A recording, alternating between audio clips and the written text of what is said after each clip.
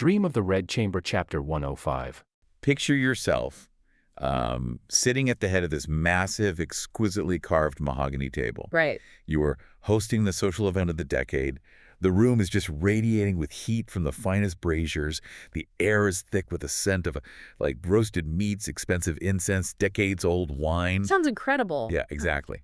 All around you are the elite of your city. Yeah. You've got politicians, business magnates, old family friends, and just this endless stream of sycophants who desperately need your favor. Of course. You are at the absolute apex of your social and political power. Every laugh is a little too loud when you make a joke, you know. Every glass is raised in your direction. Your entire reality is built on this totally unshakable foundation of your family's generational wealth and influence. And then the music sucks. Oh, boy. Yeah. The heavy front doors of your estate don't just open, they are physically breached. Armed government agents flood into your grand hallway, their boots just echoing off the imported marble. Yeah, the nightmare begins. Exactly. In a matter of seconds, the laughter dies, the wine sours in your stomach, and you realize that your entire world, everything you believed was permanent and untouchable, is about to be dismantled piece by piece right in front of your eyes. That scenario you're describing, I mean, it's the ultimate visceral nightmare for anyone who has spent their life insulated by power. Right. It's the sudden, catastrophic intrusion of a higher, absolute authority. An authority that, frankly, does not care about your dinner party, your social connections, or your generational wealth. It just doesn't matter to them. Exactly. It strips away that invisible armor of status in an instant, leaving the previously untouchable elite completely exposed to the harsh machinery of the state. And that machinery is exactly what we are dissecting today. We have this amazing stack of source material focused on a text that captures this exact terrifying moment of structural collapse. It's a really incredible piece of writing. It is. We are diving deep into Chapter 105. Right. Which provides this agonizingly detailed, step-by-step account of the Imperial raid on the Ningguo and Rongo mansions, which are the colossal, sprawling estates of the immensely powerful Jia family. Yes. And reading through these accounts, it doesn't feel like dusty, ancient literature. It reads like a modern, high-stakes political thriller combined with, like, the most stressful true crime documentary you've ever seen. Oh, absolutely. The pacing is relentless. Yeah. The psychological terror is palpable, and the bureaucratic maneuvering is just incredibly sophisticated. We are going to perform a comprehensive autopsy on a spectacular downfall. I love that, an autopsy. To truly understand the shockwave of this event, we have to start at that banquet table. The patriarch, Jia Zheng, is presiding over this massive family gathering. The atmosphere is completely relaxed, bathed in the false security of their elite status, and then the first crack in the foundation appears. The messenger arrives. Yes.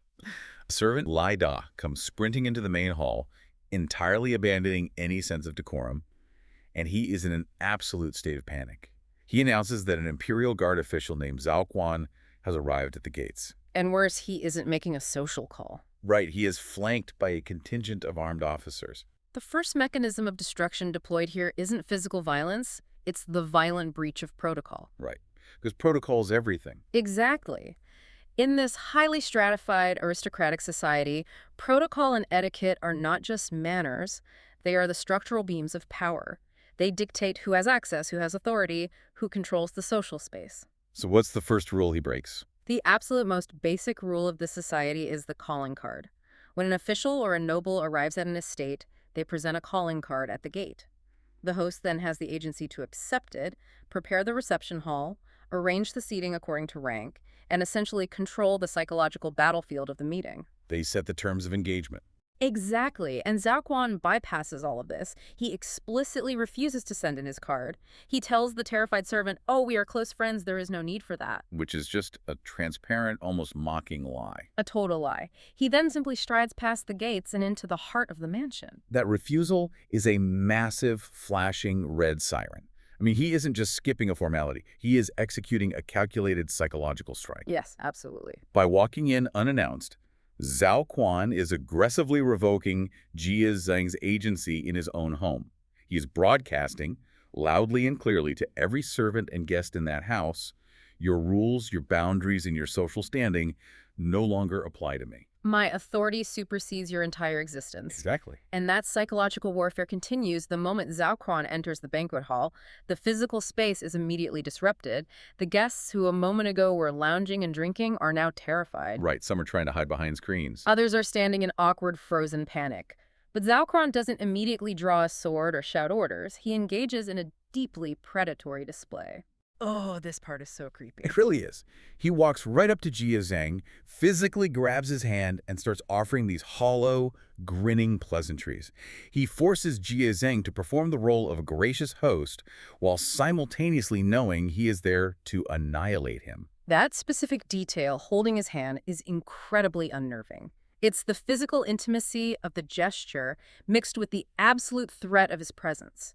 It completely recontextualizes Zhao Quan from just being a bureaucratic enforcer to someone who is actively savoring the cruelty of the moment. He is reveling in the terror he is projecting. He really is. Yeah. But just as Zhao Quan is enjoying his power trip, the entire dynamic of the room fractures again because a much higher-ranking official arrives on the scene. Prince is big. Yes, and the behavioral contrast between these two men is a masterclass in the different tiers of power. Prince Siping operates on a completely different strategic level. When he enters, Zhao Quan immediately snaps to attention. The grinning predator is suddenly subservient. Right. Zhao Quan demands that the doors of the compound be sealed immediately, wanting to trap everyone inside, guests, servants, family members alike. He wants a total lockdown. But Prince Yiping, maintaining a calm, almost apologetic demeanor, smiles and overrides him. He looks at the sprawling network of elite guests cowering in the room, and he issues an order to let all the innocent bystanders leave. Which is wild. He deliberately allows the Jia family's entire social support network to simply walk out the front door, leaving the targets utterly alone. I really want to dig into the strategy here, because at first glance, letting people go during a raid seems counterintuitive. It does, right. Yeah, if I'm thinking about a modern parallel, Zhao Quan strikes me as the aggressively ambitious mid-level federal prosecutor who just wants to throw the widest net possible. He wants to lock down the entire building, seize everyone's phones, subpoena the intern. Create maximum collateral chaos because it looks great on his record. Exactly. While Prince Yiping, on the other hand, is the seasoned operator. He knows that if you execute a raid and inadvertently lock up half the board of directors of other major companies who just happen to be at the party, you are going to trigger a massive, uncontrolled backlash. The political ecosystem of the imperial capital relies on fragile alliances and a balance of power. Prince Siping understands this ecosystem perfectly. These guests are not nobodies. Right, they are the upper crust of the aristocracy. They have their own powerful relatives, their own favors to call in, and their own private armies of influence. If you lock them in with the Jia family, you accidentally merge their interests. Oh, wow. I didn't even think of that. Yeah, you give the Jia family instant, powerful allies who are forced to fight back against the raid just to save themselves. By letting them go, Prince Siping acts with surgical precision. He severs the Jia family from their network. He turns a potential political firestorm into an isolated, controlled demolition. Think about the brutal reality of that moment for the Jia family. For you listening, your social status is the currency of your life. And in the span of maybe 3 minutes, an imperial official tells your dearest friends, your business partners, the people who were just toasting to your health, that they're free to leave. And they don't hesitate. They don't stay to defend you. They sprint for the exits. It's a blur of panicked silk and dropping wine glasses as they trip over themselves to avoid the radioactive fallout of your downfall. It completely exposes the transactional, hollow nature of their entire social universe. The evaporation of that social capital is absolute. It reinforces a terrifying truth about power, which is that influence only exists as long as the state permits it. The moment the umbrella of imperial favor is retracted, the entire illusion of friendship and loyalty dissolves. The Jia family is left standing in the ruins of their own banquet, surrounded only by empty chairs and the armed guards who are about to read their fate. Which brings us to the actual bureaucratic mechanics of their ruin. The audience is gone, the doors are finally sealed, and now the family has to face the paper that authorizes this nightmare. Prince Yiping unrolls the imperial decree. The reading of the decree initiates the formal legal destruction of the family. The decree specifically targets Jia Shi, who is Jia Zhang's older brother. Okay. The charges read aloud are devastating and comprehensive. Jia Shi is formally stripped of his hereditary title, which is the very foundation of his identity and privilege. The thing that makes him who he is. Exactly. He is charged with colluding with outside officials, aggressively abusing his power, bullying the weak and common people, and fundamentally disgracing his ancestors. Wow. In a society built on filial piety and ancestral honor, that last charge is an ideological death sentence as much as a legal one. And Zhao Quan, slipping right back into his role as a attack dog, immediately demands that Jia Shi be arrested, shackled, and hauled away. But he doesn't stop there, right? No, he demands that the guards begin a comprehensive ransacking of the entire sprawling estate. Every courtyard, every locked chest, every private room. But here again, Prince Seping steps in as the voice of restraint, attempting to limit the blast radius. Prince Seping tries to enforce a strict, literal interpretation of the decree. He points out a very important geographic and structural reality of the estate.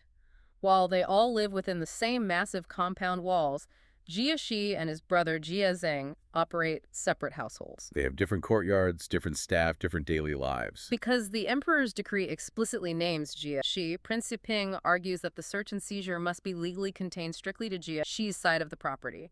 He is trying to protect the presumed innocent branch of the family. But Zhao Quan is armed with a terrifying legal loophole, and he deploys it immediately. Here's where it gets really interesting.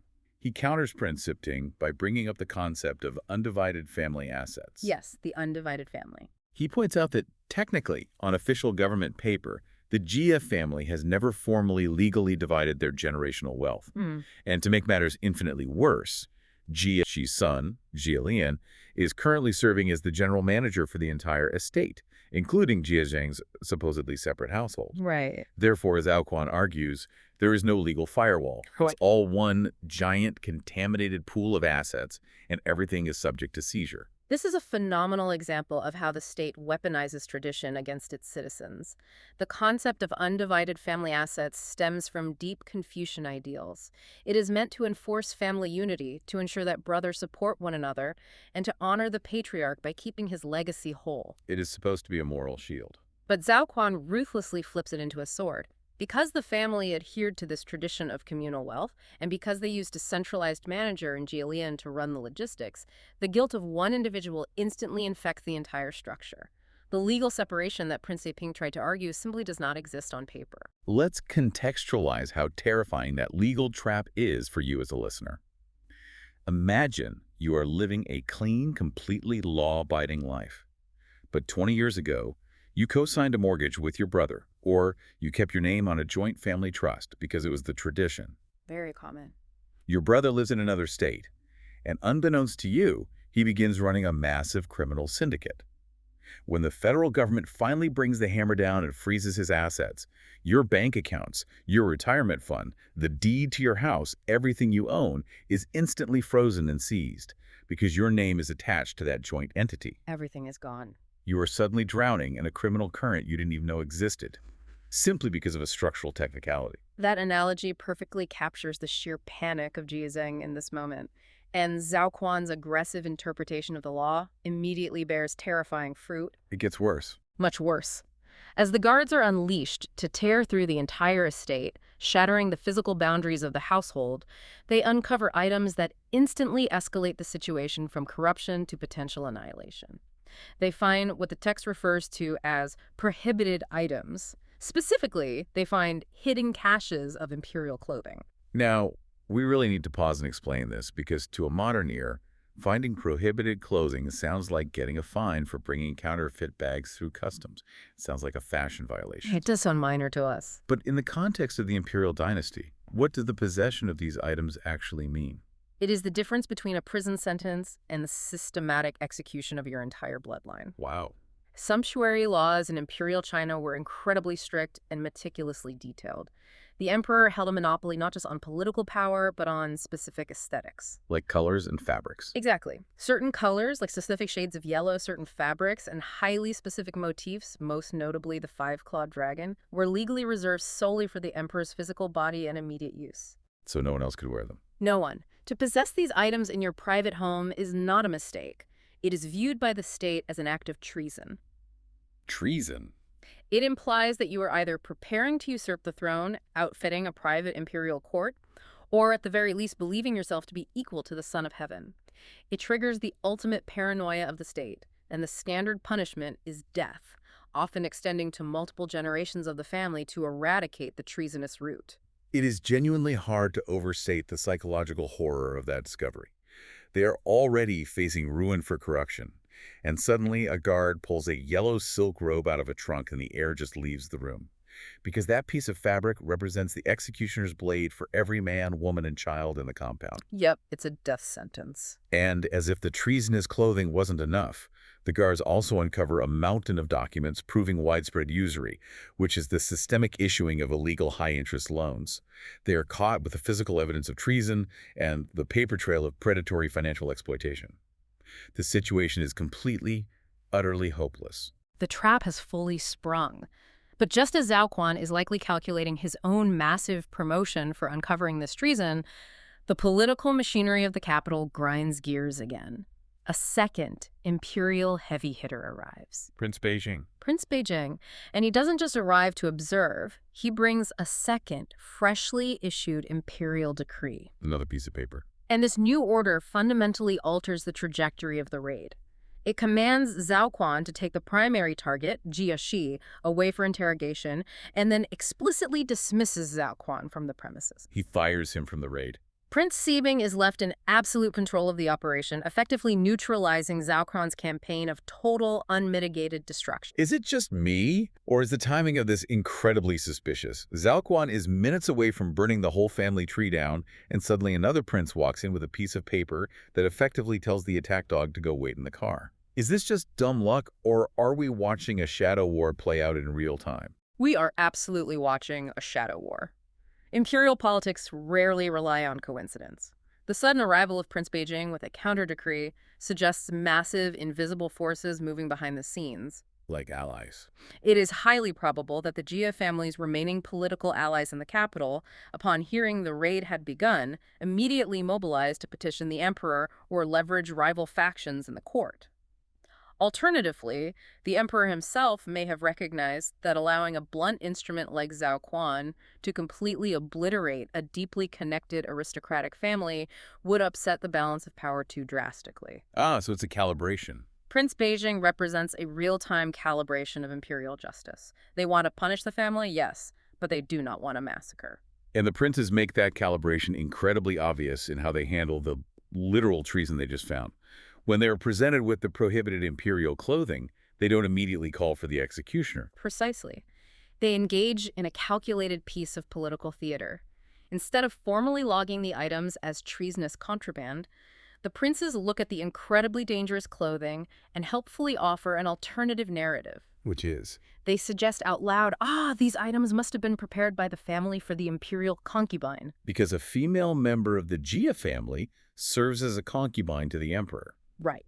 It provides a razor-thin, yet technically plausible legal fiction. They are intentionally creating a loophole to diffuse the most lethal charge on the table.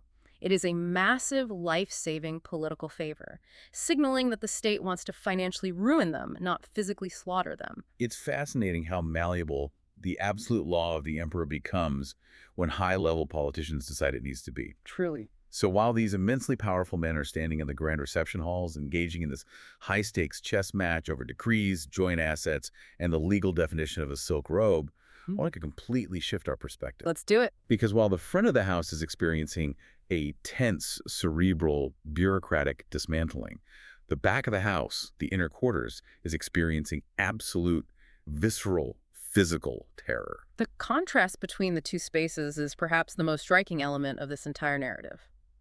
In the front halls, men are arguing about jurisdiction and legal technicalities. But in the inner quarters, the raid manifests as pure, unadulterated violence. It's a completely different experience. The spatial segregation of ancient Chinese estates meant that the inner quarters were entirely the domain of the women. It was a secluded, heavily protected sanctuary. To have that boundary breached by strange, armed men is not just frightening, it is a fundamental collapse of their entire reality. Right now, deep in the estate, Grandmother Jia, the revered matriarch, and the women of the household are having their own separate banquet. Wang Shifeng, a brilliant central figure who is formerly the iron-fisted manager of the entire state's finances, is there, though she is currently very ill. They are completely insulated from the political chess match happening out front. And suddenly, the illusion of safety shatters. Servants from another courtyard rush into the room, completely hysterical. They are stammering, unable to form coherent sentences, screaming that robbers wearing boots and hats are violently ransacking the cabinets and smashing the storage boxes. Pay close attention to the vocabulary those servants use. They don't shout that Imperial guards are executing a decree. They scream about robbers. Because they have no idea. The women have not been read a warrant. They have not been briefed on the political factions of Prince Xiping versus Zhaoquan. From their perspective, their impregnable fortress has been suddenly and inexplicably invaded by violent marauders. The sudden appearance of men in boots-heavy, outdoor footwear, strictly forbidden in the pristine inner sanctums, is a profound visual shock that signals the complete desecration of their safe space. A maid named Pinger comes sprinting into the room, her clothes torn and her hair completely disheveled. And she reports that these armed men are physically dragging everyone out of their private rooms. They were throwing people into the courtyards to seize the property. The psychological impact of this sudden violence is immediate and physically devastating. Yes. Wang Shifeng, who is already weakened by illness, simply collapses.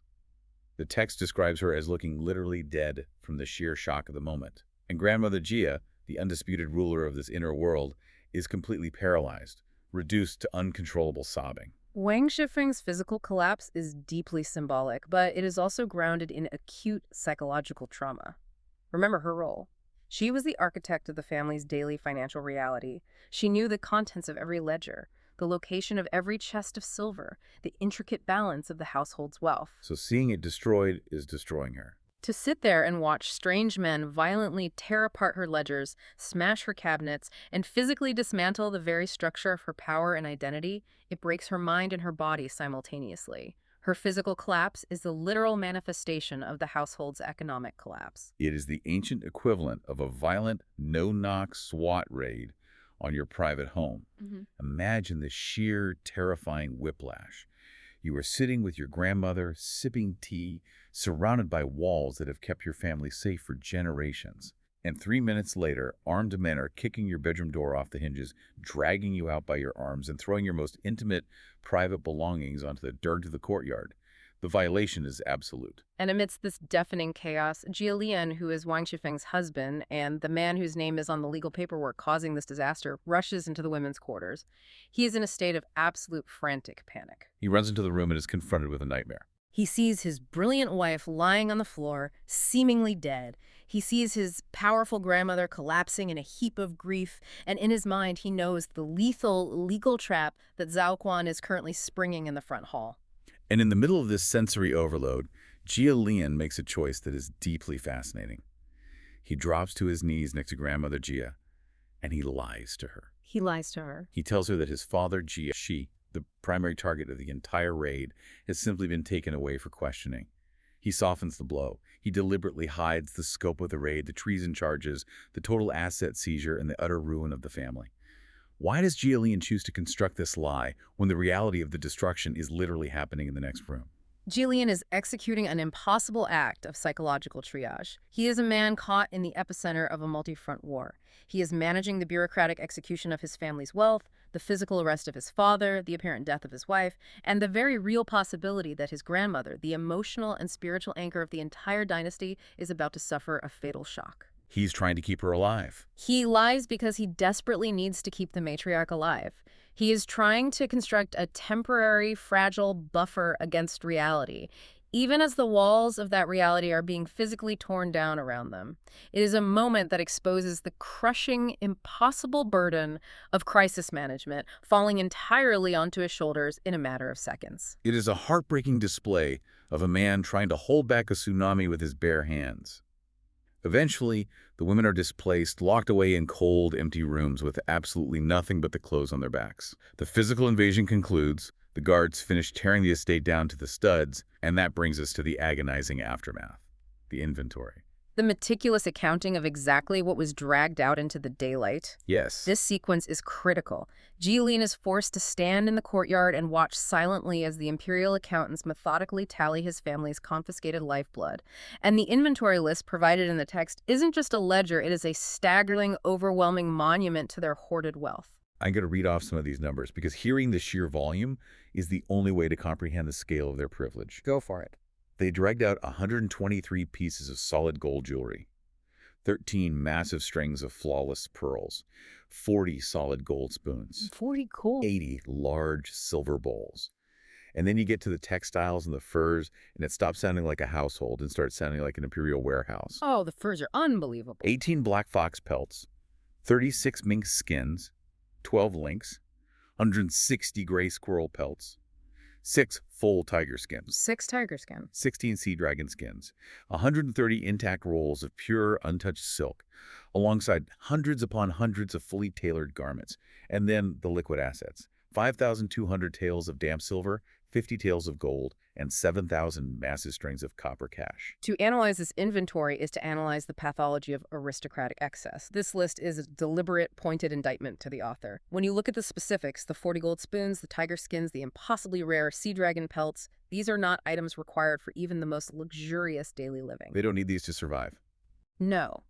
This represents an obsessive, systemic hoarding of wealth far beyond any conceivable practical need. They are accumulating resources purely for the sake of accumulation, stripping wealth from the outside world and burying it within their walls. And the most damning detail of all is the specific description of the damp silver. Yes, I really wanted to drill down on that. Out of all the adjectives you could use to describe a fortune, why explicitly mention that the 5,200 taels of silver are damp? It is a brilliant, subtle piece of economic storytelling. Silver becomes damp when it has been sealed away in deep subterranean cellars or buried in hidden vaults for decades. Oh, wow. It implies that this massive fortune hasn't seen the light of day, let alone been circulated in the local economy for a very long time. It has gathered moisture from the earth itself. It is dead wealth. Dead wealth, that is such a powerful image. While commoners outside their walls are starving, struggling to pay taxes, and being crushed by debt, this family has thousands of taels of silver literally rotting in the dark. It is a powerful condemnation of their parasitic relationship with the broader society. Listening to that inventory read aloud, I can't help but draw a line to how we experience these events today. It is exactly like watching a federal task force raid the compound of a corrupt billionaire or a cartel boss.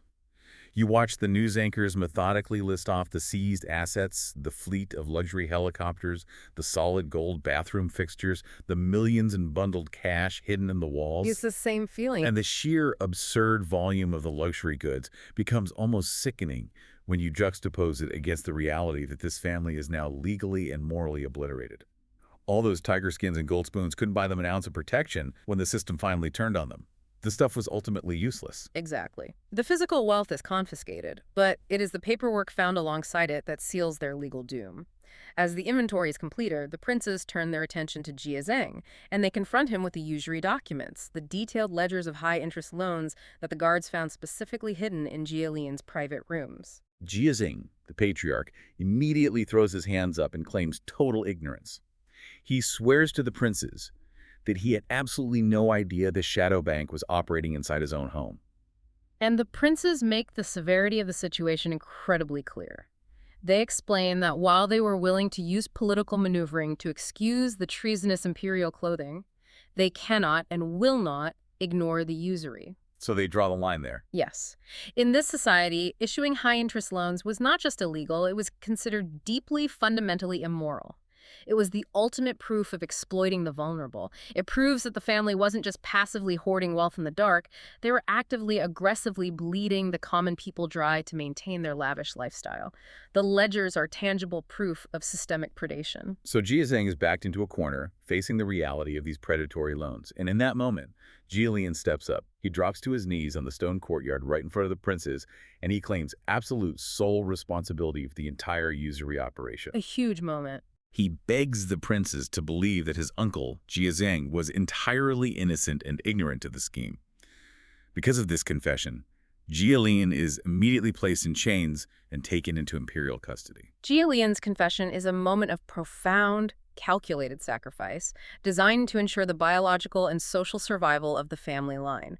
It is a strategic move on the chessboard of their ruin. How so? By taking the full weight of the usury charges, he effectively builds a legal firewall around Jia Zheng. Consider the board at this moment. Jia has already been hauled away for corruption and abuse of power. If Jia Zheng is taken down for usury, the entire upper echelon of the family is eradicated. There's no one left to lead. There would be no high-ranking male left with the freedom, the political rank, or the social capital to advocate for the family, to protect the vulnerable women, or to manage the catastrophic fallout. Lian realizes, with brutal clarity, that the pristine patriarch must survive if the family is to have any hope of a future. That strategy makes total sense from a survival standpoint. But I have to push back on the morality of it. Does Lian actually deserve to take the solitary fall here? Or is he just the designated, convenient scapegoat for a corrupt system that the entire family happily fed off of? It's a great question. Because let's be real, the usury ledgers were found in his room. He was the manager. He was undoubtedly the one executing these illegal loans, sending out the enforcers and collecting the silver. But Zhen was sitting at that banquet table, eating delicacies with those 40 solid gold spoons, entirely funded by that exact same dirty money. It is a brilliant tension in the text. Lian is absolutely a scapegoat, but he is a fully guilty scapegoat. He executed the crimes, he built the shadow bank, but he did it specifically to generate the massive cash flow required to maintain the extravagant, glittering lifestyle that the innocent Zhen enjoyed while keeping his own hands meticulously clean. Wow. Plausible deniability. Zhen possessed the ultimate luxury of the elite, the luxury of plausible deniability. He could remain pure because Lian was willing to do the dirty work in the shadows. The entire structure of the dynasty required both components to function, the morally pristine figurehead and the ruthless, corrupt operator pulling the levers. That is such a dark, cynical, and ultimately true reality of how systemic wealth operates. So we've witnessed the physical raid, we've seen the staggering hoard of wealth hauled out into the courtyard and itemized, we know what they lost. But now we have to pivot to the final, most crucial piece of the puzzle. The why. Yes, the why. While the raid was technically triggered by a specific decree against Jie, the intelligence bleeding in from the outside world begins to reveal the horrifying truth of exactly why this dynasty fell. The Imperial raid was simply the sudden physical manifestation of their downfall, but the structural decay, the deep moral rot, had been hollowing out the family from the inside for years. Exactly. While the raid is concluding, Zhen is pacing in the courtyards, completely shell-shocked, and he encounters an incredibly poignant figure, an ancient servant named Da. Yes, Da isn't just staff, he is 80 or 90 years old. He has been with the Jia family since its absolute inception. And right now, he is in the middle of a suicidal, agonizing breakdown. He is wailing at the top of his lungs, screaming about how he literally bled on battlefields to build the glory of the ancestors, only to watch the worthless, degenerate younger generation squander it all. A powerful scene. And in his screaming, he drops a massive piece of intelligence. He reveals that Zhen and Jiarong, the leaders of the adjacent Eastern Mansion, have already been arrested and dragged away by a completely different Imperial prince. The purge is wider than they thought.